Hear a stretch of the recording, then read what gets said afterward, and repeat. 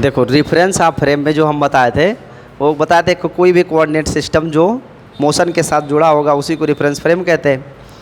तो हमने लिया था कि मान लो एक व्यक्ति है जिसका पोजीशन रेस्ट में है, तो जो रेस्ट में है तो रेस्ट हो या मोशन हो, इस ब्रह्मांड में कोई भी एब्सोल्यूट रेस्ट और एब्सोल्यूट मोशन तो है नहीं, सभी रिस्पेक्टिवली रेस्ट में है या फिर मोशन में है। तो अगर ये व्यक्ति रेस्ट में है तो इसका मतलब ये किसी के सापेक्ष रेस्ट में होगा ना। तो किसके सापेक्ष में? कोई वस्तु होगी, कोई कोऑर्डिनेट होगा, किसी के रिस्पेक्ट में तो ये रेस्ट में है। तो हमने माना था कि मान लो इस व्यक्ति से जुड़ा हुआ एक कोऑर्डिनेट सिस्टम है एक्स वाई जेड इस तरीके से, और ये इसका फर्स्ट रेफरेंस ऑफ फ्रेम मान लेंगे। इस पहले रेफरेंस ऑफ फ्रेम के अकॉर्डिंग ये व्यक्ति क्या है? रेस्ट में है। तो इसकी वेलोसिटी हो गई 0। इसके पोजीशन को मैंने डिफाइन कर दिया था कि x है, y है एंड z है। मान लो इसका पोजीशन है फर्स्ट पर्सन का, इसके सापेक्ष एक दूसरा पर्सन है जो बाई कार है या बाई बस है, तो बहुत ख़तरनाक कार है लेकिन मान लेते हैं, कोई भी हंसेगा। चलो इस तरीके से तो ये मूव, इसके अंदर कोई बैठा है तो ये मूविंग हो गया, और ये मूविंग है, इसकी वेलोसिटी को या स्पीड को आपने मान लिया क्या है? v, और t टाइम तक इसने ट्रेवल किया। तो इसके लिए रिस्पेक्टिवली जो कोऑर्डिनेट सिस्टम है वो हमने x डैश, y डैश और z डैश मान लिया।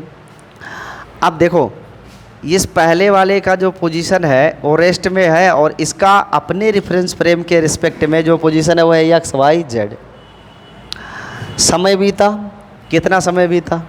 टी टाइम बीत गए, और टी टाइम बाद जो ये कार पहले यहाँ थी अब यहाँ से चल के यहाँ पहुँच गई, ट्रेवल की है ना कुछ दूरी। तो कितनी दूरी तय की है? कार ने जो दूरी तय की है यानी जो डिस्टेंस इसने कवर किया है वो डिस्टेंस होगा वेलोसिटी इनटू टाइम। तो मान लो इतना वेलोसिटी इनटू टाइम में ये मूव कर गया, तो जो वेलोसिटी इनटू टाइम में मूवमेंट हुआ उसके कारण पोजीशन बदलेगा ना। अब तो ये वहाँ नहीं रह गया, वहाँ से थोड़ा आगे हो गया। यस, तो कितनी दूर आगे हो गया? वीटी डिस्टेंस आगे हो गया ना। तो वो वीटी डिस्टेंस उसके कोऑर्डिनेट को भी तो बदलेगा। तो एक्स में भी ऐड करोगे, वाई में भी ऐड करोगे और जेड में भी ऐड करोगे। X plus b t, y plus b t, z plus b t. अब अगर पूछा जाए डिस्प्लेसमेंट कितना हुआ, तो डिस्प्लेसमेंट क्या है? बी टी, क्योंकि इनिशियल से फाइनल को लेस करोगे तो बी टी आएगा। तो अब मैं अगर यहाँ पे हूँ, मान लो यहाँ हम अपने सेंटर में है और हम 10 सेकंड में बैदौला चौराहे पहुँच गए। तो अगर हम 10 सेकंड में बैदौला चौराहे पहुँच गए हैं तो 10 सेकंड में हम कुछ विस्थापित हुई है कि नहीं? तो अब अगर मेरा इनिशियल निकालोगे तो 0 0 0 मिलेगा। यहाँ से अगर हम स्टार्ट करते हैं और जब वहाँ पहुँच जाएंगे तो 10 10 10 की हो जाएगी, फिर दोनों को लेस करोगे तो 10 ही तो आएगा। तो ऐसे ही ये है, इसमें माना कि ये इनिशियल है और ये फाइनल है। बस जो रेफरेंस फ्रेम है वो एक रेस्ट में है और एक मोशन में है, और दोनों रिलेटिव है, कोई भी एब्सोल्यूट होता नहीं है, ये भी आपको पता है। दैट्स इट, यही है। अब इसके बाद आपका मोशन शुरू करें, और मोशन के पहले बेसिक कॉन्सेप्ट पढ़ा देते हैं। 1 डायमेंशन का जो बेसिक है, उसके बाद 2 डायमेंशन, फिर 3 डायमेंशन करते हैं कि एक साथ तीनों को जोड़ लिया जाए अलग अलग। ठीक,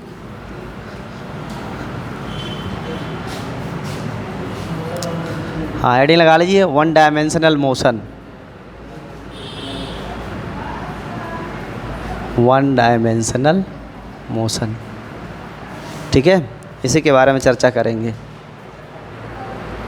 अभी इसमें 1 डायमेंशन वाले में देखो हम लोग पढ़ चुके हैं विराम तथा गति, रेस्ट और मोशन। तो रेस्ट की क्या डेफिनेशन है?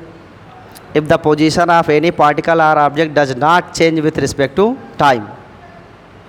कोई भी पार्टिकल अगर अपना पोजीशन टाइम के रिस्पेक्ट में चेंज नहीं कर रहा है तो वो रेस्ट है। और मोशन में क्या होगा? Position of particle will change with respect to time. Time के सापेक्ष जो स्थिति है वस्तु की वो बदलती रहेगी, तो बोलेंगे वो मोशन है। अब एक इंटरेस्टिंग चीज़ ध्यान में रखना, एक होता है ना वो रोटेशनल मोशन, जैसे ये पंखा है, ये पंखे का पोजीशन चेंज नहीं हो रहा है, लेकिन पंखे के पार्टिकल्स क्या कर रहे हैं? मूव कर रहे हैं। तो ऐसा मोशन एंगुलर मोशन कहलाता है।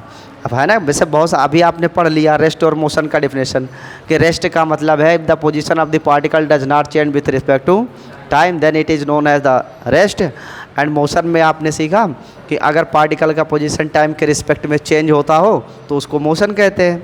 ये दो बातें हो गई।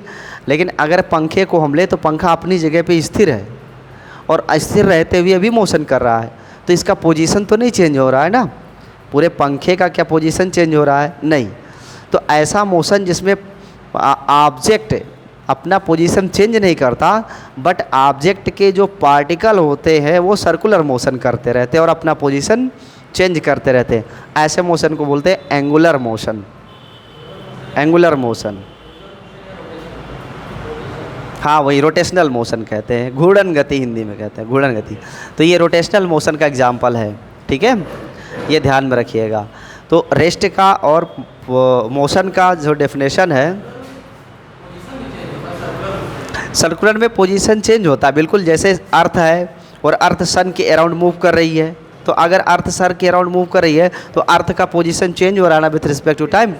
तभी तो ठंडी, हाँ तभी तो ठंडी गर्मी और डिफरेंट काइंड्स ऑफ सीजन्स आपको मिलते हैं, विभिन्न प्रकार के मौसम।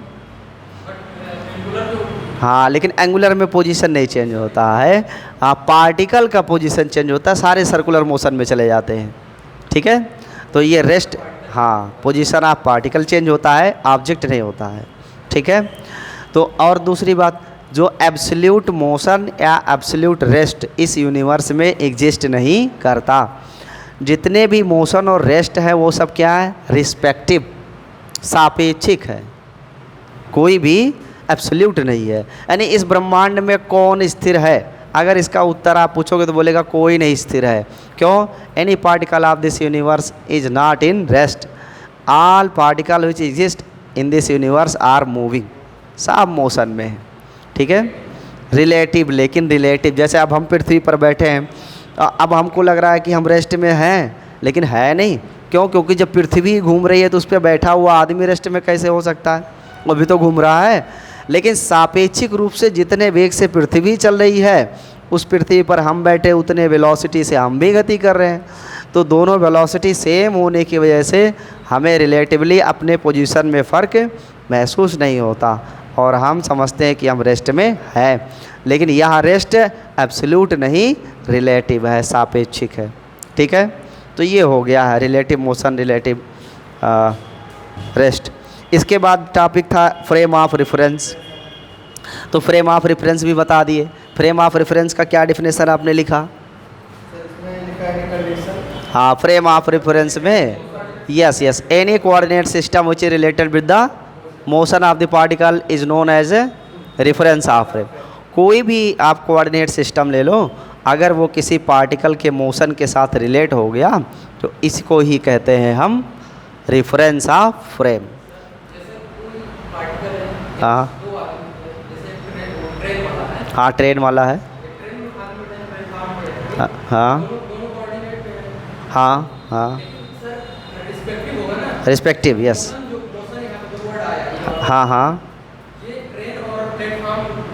बिल्कुल। ए ऑब्जर्वर और ऑब्जेक्ट के लिए होता है। जैसे अब ऑब्जर्वर अगर प्लेटफॉर्म पे खड़ा है और ऑब्जेक्ट यानी वस्तु कोई ट्रेन है और ट्रेन जा रही है और ऑब्जर्वर रेस्ट में है, तो अब उस ऑब्जर्वर के रिस्पेक्ट में ट्रेन मोशन में है। और जो अगर ऑब्जर्वर उसी ट्रेन के अंदर होता तो उस ऑब्जर्वर के लिए वो प्लेटफॉर्म मूविंग हो जाती, भले ही वो एब्सोल्यूट ना हो लेकिन मूविंग होगा, रिलेटिवली मूविंग होगा। यही आइंस्टीन की थियरी ऑफ रिलेटिविटी है, सापेक्षिकता का सिद्धांत यही है, ठीक है। लेकिन रेफरेंस ऑफ फ्रेम अलग अलग है। एक का रेफरेंस ऑफ फ्रेम प्लेटफॉर्म के रिस्पेक्ट में है और एक का ट्रेन के रिस्पेक्ट में। अब प्लेटफॉर्म वाले के रिस्पेक्ट में जो ट्रेन का है रेफरेंस ऑफ फ्रेम, वो with respect to time change हो रहा है, गति कर रहा है, एक्सीलरेटेड है, पोजीशन चेंज हो रहा है। हाँ हाँ, तो ऐसी भी फीलिंग आती है कि मेरी ट्रेन जा रही है। हाँ, तो वही रिलेटिव है, वो तो मस्तिष्क का धोखा है। जैसे वो पुल पे खड़े हो करके और नदी का पानी नीचे ऐसे देखो तो 10 सेकंड 10 से 15 सेकंड बाद ऐसे फीलिंग आती है कि पुल जा रहा है हम अब रेस्ट में नहीं मोशन में आ गए। तो वो माइंड की बात है, ठीक है, मस्तिष्क, यस इल्यूजन है, वो एक इल्यूजन है एक तरीके का। हाँ ये इल्यूजन है। नेक्स्ट तो ये हो गया, पोजीशन भी बता चुके हैं। पोजीशन क्या होता है? Any point in any coordinate system is known as the position of any particle. कोई भी जो पार्टिकल होता है उसका कोऑर्डिनेट सिस्टम में अपना एक एग्जिस्टिंग पॉइंट होता है, उसी एग्जिस्टिंग पॉइंट को ही क्या बोलते हैं? पोजीशन। और पोजीशन को शो करने वाला जो वेक्टर होता है उसे पोजीशन वेक्टर कहते हैं। क्लियर है? पोजीशन वेक्टर 1 डायमेंशन में भी बना सकते हो, 2 डायमेंशन और 3 डायमेंशन दोनों में बना सकते हो। इसके बाद है विस्थापन और दूरी, डिस्प्लेसमेंट एंड डिस्टेंस। तो डिस्प्लेसमेंट और डिस्टेंस का डिफिनेशन आपको बताया गया है। What is displacement? डिस्प्लेसमेंट क्या है? Difference between the two position of the particle, that is initial and final. Yes, least least least, yes yes, हाँ, किसी पार्टिकल के इनिशियल और फाइनल पोजीशन का जो डिफरेंस होता है उसे डिस्प्लेसमेंट कहते हैं, ठीक है। और जब हम डिस्टेंस की बात करेंगे तो डिस्टेंस क्या होगा? Total length of the path travelled by any particle. कोई भी कण जिस पथ को तय करता है उस पथ की पूरी लंबाई को दूरी कहते हैं, डिस्टेंस कहते हैं। और डिस्प्लेसमेंट में सिर्फ चेंज डिफरेंस ऑफ पोजीशन होता है, और वो भी इनिशियल एंड फाइनल। ये हो गया है। उसमें आपको बताते हैं कि जो डिस्प्लेसमेंट है पॉजिटिव भी हो सकता है, नेगेटिव भी हो सकता है, शून्य भी हो सकता है। लेकिन जो डिस्टेंस है वो कभी नेगेटिव नहीं होगा। डिस्टेंस ऑलवेज क्या होगा? पॉजिटिव होगा और या फिर 0 होगा, लेकिन कभी भी नेगेटिव नहीं होगा। हाँ, विस्थापन जो है डिस्प्लेसमेंट नेगेटिव, पॉजिटिव, 0 तीनों हो सकता है, लेकिन डिस्टेंस ऑलवेज पॉजिटिव होता है। फिर इसके बाद बताए थे कि जो रेशियो है डिस्टेंस और डिस्प्लेसमेंट का, वह रेशियो 1 से बड़ा या 1 के बराबर होता है। ये हो गया था। और इसमें और इस मात्रक में हमने बता दिया था कि अगर किलोमीटर है, मीटर में कन्वर्ट करना है, मीटर है तो इस 5/18 का गुणा करोगे तो 5/18 का गुणा करने से वो मीटर में आ जाता है, और 18/5 का गुणा करें तो किलोमीटर में। तो चेंज भी कर सकते हैं इसको। यस, वो स्पीड के लिए है। नेक्स्ट, हाँ, तो जो स्पीड है, स्पीड क्या है? अब एक टॉपिक है स्पीड, फिर है वेलोसिटी, फिर uniform motion, non uniform motion. तो स्पीड क्या है, वेलोसिटी क्या है, ये देखते हैं। स्पीड, इसके बाद वेलोसिटी, ठीक है। तो स्पीड क्या चीज़ है? Yes, rate of change of distance with respect to time. जो दूरी के परिवर्तन की दर है उसी को स्पीड कहते हैं। और ये हो जाएगा d/dt। यस, या एवरेज में लिखते हैं d/t, यानी डिस्टेंस बाई टाइम बोलते हैं। डेल्टा तब यूज़ करते हैं जब डिफरेंस लिया जाए, पोजीशन का डिफरेंस लेते हैं, वो यहाँ यूज़ करते हैं वेलोसिटी में। जैसे पूछा गया वेलोसिटी क्या है, व्हाट इज़ वेलोसिटी, तो बोलते हैं डिस्प्लेसमेंट ओवर टाइम। तो ये एवरेज होता है, ये एवरेज वैल्यू होती है। डेल्टा का मतलब होता है मिनिमम वैल्यू। अब अगर हम मान लें delta t is tends to 0, means delta t की वैल्यू बहुत ज़्यादा कम है, 0.001 सेकेंड, तो ऐसे में ये जो एवरेज वैल्यू है, ये एवरेज वैल्यू बदल कर हो जाती है इंस्टेंट, और फिर ये बन जाता है ds/dt, और ये हो जाता है इंस्टेंट वेलोसिटी। यस, बहुत, मतलब 0.1 सेकेंड, मिनिमम टाइम के लिए जब इसे यूज़ करोगे तो इंस्टेंट वेलोसिटी मिलेगी। हाँ, डेल्टा एवरेज वैल्यू होता है। यस, ये एवरेज वैल्यू है और ये इंस्टेंट वैल्यू है। अब देखो दोनों में वेलोसिटी और स्पीड में डिफरेंस क्या है? वेलोसिटी एक स्केलर क्वांटिटी है, अदिश राशि है, इसमें डायरेक्शन का कोई मीनिंग नहीं होता है, ठीक है। सिर्फ मैग्नीट्यूड रखेंगे और वैल्यू मिल जाएगी आपको। लेकिन वेलोसिटी में डायरेक्शन होता है, हाँ, क्योंकि पोजीशन का ये रेशियो है, और जो डिस्प्लेसमेंट पोजीशन के साथ रिलेटेड है, वो पोजीशन एक क्वांटिटी है, वेक्टर, और वेक्टर होने की वजह से वेलोसिटी भी क्या है? वेक्टर है। तो ये डायरेक्शन वाला और ये बिना डायरेक्शन के। अब इसमें से थोड़ा अगर हम कहें कि इस वेलोसिटी को और एलाबोरेट किया जाए 1 डायमेंशन, 2 डायमेंशन, 3 डायमेंशन में, तो 1 डायमेंशन की अगर हम बात करें तो 1 डायमेंशन के लिए आप वेलोसिटी को या तो x डायरेक्शन में लिखोगे, चाहे bx लिखो, या y डायरेक्शन में लिखोगे या z डायरेक्शन में। तो किसी एक डायरेक्शन के लिए जब वैल्यू लिखेंगे, मान लो पार्टिकल x डायरेक्शन में मूव कर रहा है तो हो जाएगा x इंटू आई कैप, बाकी कुछ नहीं लिखेंगे, ये 1 डायमेंशन है ओनली इन x डायरेक्शन। ऐसे अगर ओनली इन y डायरेक्शन है तो सिर्फ लिखेंगे y इंटू जे। अगर ओनली इन z डायरेक्शन है तो velocity of particle in z direction must be equal to z into j. तो ये x डायरेक्शन, y डायरेक्शन और z डायरेक्शन के लिए केवल एक एक कोऑर्डिनेट यूज़ करेंगे। ये x क्या है, x इज़ द मीटर पर सेकेंड, y क्या है मीटर पर सेकेंड, z क्या है मीटर पर सेकेंड। यानी x x डायरेक्शन में स्पीड है, y डायरेक्शन की स्पीड है, z डायरेक्शन की स्पीड है। यस, मैग्नीट्यूड है आप वेलोसिटी, x y z क्या है मैग्नीट्यूड ऑफ वेलोसिटी। तो ये 1 डायरेक्शन का हुआ। अगर यही चीज़ 2 डायरेक्शन में हो जाए तो 2 डायमेंशनल हो जाएगी, तो एक साथ आपको 2 कोऑर्डिनेट लेके चलना पड़ेगा, या तो x y या फिर y z या फिर z x, या जो भी कोई 2 डायरेक्शन आप ले सकते हो। तो अगर हम 2 डायमेंशन के वेलोसिटी की बात करें तो इसे लिखना पड़ेगा आपको vx प्लस बी वाई, या तो vx प्लस बी वाई, या फिर b y plus b z, या फिर b z plus b x. यानी जो हमारे 3 कोऑर्डिनेट होते हैं, 3 कोऑर्डिनेट, उनमें से किसी 2 को लेकर के सॉल्व करेंगे तो वो 2 डायमेंशन हो जाएगा। अब इसे और अच्छे से अगर आप लिखना चाहो तो इस x डायरेक्शन वाले को v x into i cap plus b y into j cap, ये x डायरेक्शन y डायरेक्शन के लिए ऐसे लिख सकते हो। हाँ, वो x मान लोगे स्पीड को तो x भी लिख सकते हो, और ये y रहे। अब अगर हम y z को लेंगे तो हम उसे आर्थोगोनल ट्रेजेक्टरी में बी वाई इंटू जे प्लस बी जेड इंटू के ऐसे यूज़ कर सकते हैं। और अगर z और x डायरेक्शन के लिए है तो बी जेड इंटू के और प्लस बी एक्स इंटू आई ऐसे यूज कर सकते हैं। तो ये 2 डायमेंशन के लिए हुआ। अगर इनका मैग्नीट्यूड लिखना हो तो मैग्नीट्यूड भी बराबर क्या लिखोगे, स्क्वायर रूट आई के गुणांक का वर्ग और प्लस जे के गुणांक का वर्ग। तो हम लिख सकते हैं b x square plus b y square.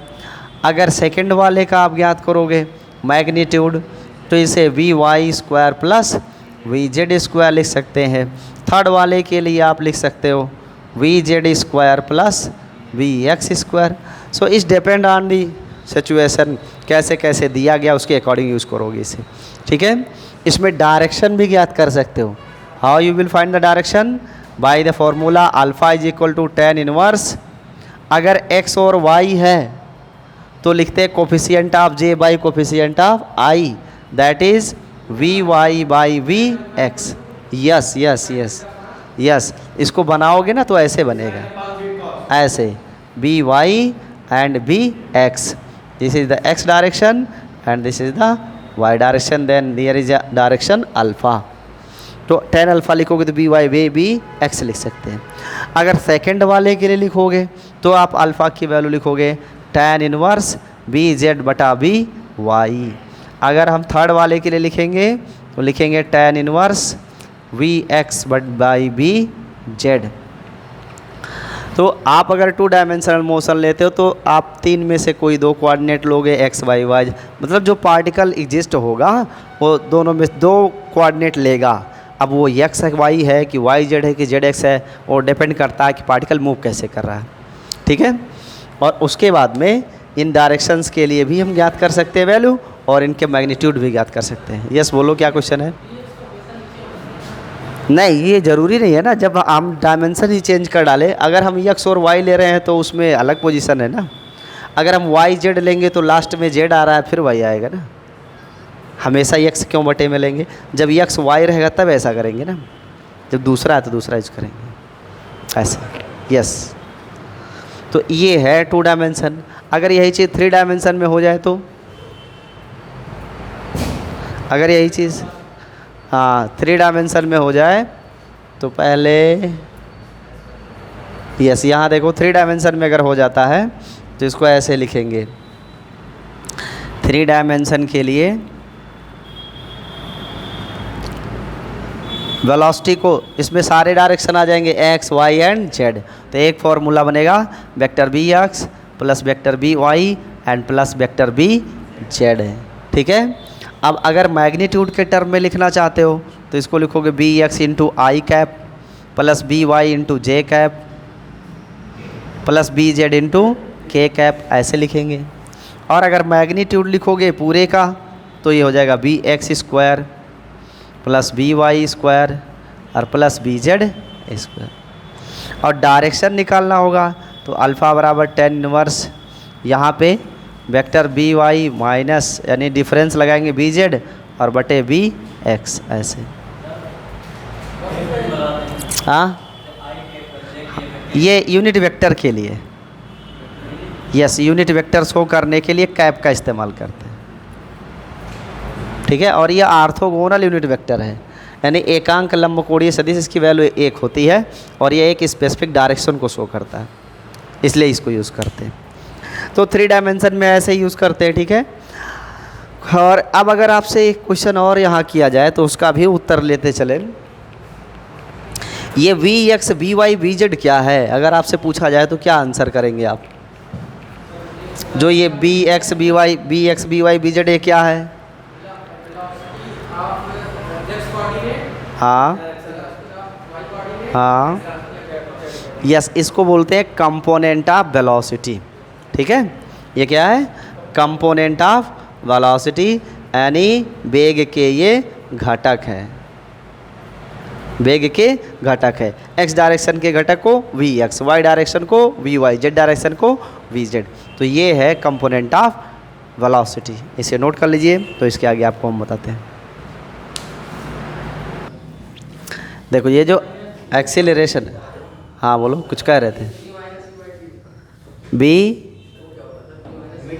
B minus you बटे T minus T1 minus T2 कि T2 माइनस T1। देखो जो एक्सेलरेशन है ना, वो आपने सही डेफिनेशन बताया। Acceleration is the rate of change of velocity with respect to time.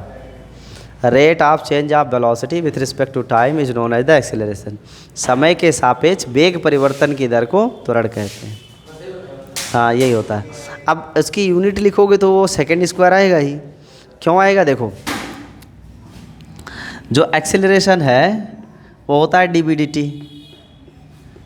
dB/dt means rate of change of velocity with respect to time. तो ये जो वेलोसिटी है, वेलोसिटी एक्चुअल में होता है ds/dt ओवर dt। तो ये हो जाता है ds यानी d2s over dt square. Second derivative of displacement, displacement का जो सेकेंड डेरिवेटिव है वो भी क्या होता है? एक्सेलरेशन ही होता है। और जो वेलोसिटी का डेरिवेटिव है वो एक्सेलरेशन होता है। तो एक्सेलरेशन का सीधा मतलब है कि जो चेंज इन वेलोसिटी है वही क्या है? एक्सेलरेशन। अब यस, ये एक्सेलरेशन यस विस्थापन है, डिस्प्लेसमेंट, डिस्टेंस नहीं, डिस्प्लेसमेंट है। देखो जो ये वेक्टर ए है एक्सेलरेशन, ये एक्सेलरेशन 1 डायमेंशन के लिए भी हो सकता है, 2 डायमेंशन के लिए भी हो सकता है और 3 डायमेंशन के लिए। ऑल पॉसिबल कंडीशंस है इसके लिए।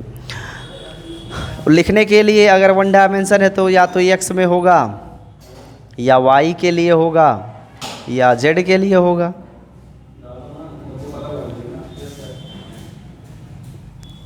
ये एक डायरेक्शन की बात हो गई। 2 डायमेंशन रहेगा तो उसमें एक्स के साथ वाई भी हो सकता है या वाई के साथ जेड हो सकता है, ऐसे जेड के साथ के भी हो सकता है। और ज़्यादा एलेबोरेट नहीं कर रहे, इतने में समझ जाओ आप। ठीक है। इसके बाद में आप देखो एक एक्सेलरेशन होता है जी, इसे बोलते हैं ग्रेविटेशनल एक्सेलरेशन। ग्रेविटेशनल एक्सेलरेशन, जो ग्रेविटेशनल एक्सेलरेशन जी होता है इसकी वैल्यू कितनी होती है? 9.8 9.8, हाँ 1 भी होता है बट 8 लिख के चलो, मीटर पर सेकेंड स्क्वायर। तो जो ग्रेविटेशनल एक्सेलरेशन है जी की वैल्यू 9.8 मीटर पर सेकेंड स्क्वायर, इसका मीनिंग क्या है, इसका क्या मतलब है?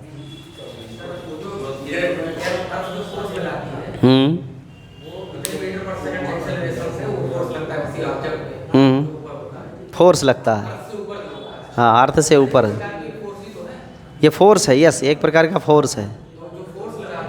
हाँ नहीं, देखो ये 9.8 मीटर पर सेकेंड स्क्वायर को रिलेटिवली अगर देखा जाए तो अलग अलग कंडीशन में अलग अलग तरीके से समझते हैं। जैसे अगर हम मोशन के रिस्पेक्ट में जाएं तो मोशन के रिस्पेक्ट में एक शर्त होती है फ्री फॉल। फ्री फॉल पढ़े हो ना? फ्री फॉल का मतलब है कि जैसे ये पृथ्वी है और ऊपर से कोई ऑब्जेक्ट नीचे आ रही हो,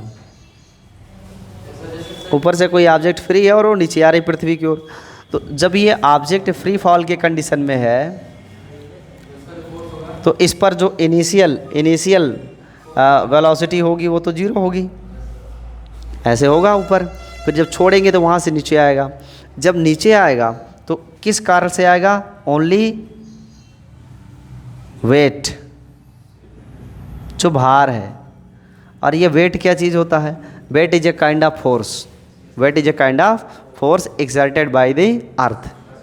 जो पृथ्वी है वो किसी द्रव्यमान पर जितना बल लगाती है उसी आकर्षण बल को हम इसका भार कहते हैं, वेट कहते हैं। वेट और मास में difference, mass is the amount of matter exist in a particle और object, weight is a force, yes या product of mass and gravitational acceleration. जो मास है वो अमाउंट ऑफ मैटर होता है, ठीक है, और जो वेट है वो फोर्स होता है, और वेट जो फोर्स है वो एक्सर्टेड बाय अर्थ है। अब पृथ्वी के सापेक्ष चलेंगे तो पृथ्वी द्वारा लगाया गया बल उस वस्तु का भार होगा, चाँद पे जाओगे तो चाँद द्वारा वस्तु पर लगाया गया बल उस चाँद के लिए भार हो जाएगा, बृहस्पति के लिए जाओगे तो वहाँ उस मैंने जिस प्लेनेट पे है उस प्लेनेट द्वारा किसी भी मास पर जो फोर्स लगाया जाता है अट्रैक्शन फोर्स, वही फोर्स ही उस ऑब्जेक्ट का वेट होता है। Yes, mass is a unique quantity which always conserve in the universe from earth to moon to Jupiter anywhere. पृथ्वी पर 50 किलोग्राम मास है तो चांद पर भी 50 किलोग्राम होगा, जुपिटर पे भी 50 ही होगा, लेकिन वेट क्या होगा? चेंज। क्यों? क्योंकि weight is the force and which is the force exerted by the planet. जो प्लैनेट का साइज है वो अलग अलग है, उनके द्वारा लगाया गया फोर्स भी अलग अलग होगा, तो अलग अलग प्लैनेट पर जो ऑब्जेक्ट के वेट हैं वो भी अलग अलग होंगे, लेकिन मास क्या होगा? इक्वल, मास में कोई चेंज नहीं। तो ये जो फ्री फॉल का सिचुएशन, इसमें यू की वैल्यू जीरो, इनिशियल वेलोसिटी हमेशा जीरो मानते हैं फ्री फॉल में, और जी की वैल्यू 9.8 मीटर पर सेकेंड स्क्वायर है। अब ये 9.8 मीटर पर सेकेंड स्क्वायर का क्या मतलब है वही मैं आपसे पूछ रहा हूँ। तो इसके लिए हम मोशन में अगर देखें तो ये है 9.8 मीटर पर सेकेंड स्क्वायर को लिख सकते हो 9.8 मीटर पर सेकेंड, ऐसे लिख सकते हैं। इसका क्या मतलब है? ये मीटर पर सेकेंड क्या है? वेलोसिटी, और 1 सेकेंड क्या है? टाइम। तो अगर कोई ऑब्जेक्ट फ्री फॉल के सिचुएशन में है तो 1 सेकेंड में उसकी वेलोसिटी में जितने की वृद्धि होती है उसको बोलते हैं ग्रेविटेशनल एक्सीलरेशन। तो अगर हम इस पेन को यहाँ से छोड़ें तो ये पेन 1 सेकेंड में कितना स्पीड अचीव कर लेगा? 9.8 मीटर पर सेकेंड का। अगर ऑब्जेक्ट को ऐसे छोड़ा जाए तो ये ऑब्जेक्ट 1 सेकेंड में 9.8 मीटर पर सेकेंड की वेलोसिटी अचीव कर लेगा, ठीक है। अब अगर 2 सेकेंड हो गया तो इसका डबल वेलोसिटी होगा, 3 सेकेंड होगा तो 3 गुना, 4 होगा तो 4 गुना। तो आप ऐसे देखो तो टी टाइम बाद वेलोसिटी क्या होगी उसके लिए फार्मूला लिखते हैं v बराबर u प्लस जी टी। क्यों? u is the initial velocity and g is the rate of change of velocity. तो टी टाइम में कितनी वेलोसिटी इंक्रीज हुई या डिक्रीज हुई वो इसमें ऐड हो जाएगी। तो ये जो 9.8 है ये क्या बताता है कि 1 सेकेंड में कोई भी वस्तु अगर पृथ्वी पर स्वतंत्र रूप से गिर रही है तो उसकी वेलोसिटी में 9.8 मीटर पर सेकेंड का इंक्रीज हो जाएगा अगर ऑब्जेक्ट नीचे आ रही है, और अगर नीचे से ऊपर जा रही है तो 9.8 मीटर पर सेकेंड का डिक्रीज हो जाएगा, ह्रास हो जाएगा, ठीक है। मतलब कि सर जो ये फाइनल वेलोसिटी जो होगा, हाँ, ये क्या जी भी होगा इसका आखिरी पाल? नहीं फाइनल जी क्यों, फाइनल तो ये इससे आएगा ना। हाँ, मतलब फाइनल ये हो जाएगा। हाँ, लेकिन जो चेंज हो रहा है वेलोसिटी जो बढ़ रही है, इंक्रीज हो रही है, वो इस रेट से हो रही है। ये है जी की मतलब। जैसे ऊपर से कोई गिरा, जब उसको कितना टाइम लगा था जी पे आते हुए, तो जैसे जैसे टाइम बढ़ता जाएगा वैसे जी भी बढ़ता जाएगा। बिल्कुल। उसके टाइम के अकॉर्डिंग बढ़ेगा। जी नहीं बढ़ेगा, मतलब सर जी नहीं बढ़ेगा, स्पीड बढ़ेगा ऑब्जेक्ट की। जी तो कांस्टेंट 9.8 लगेगा।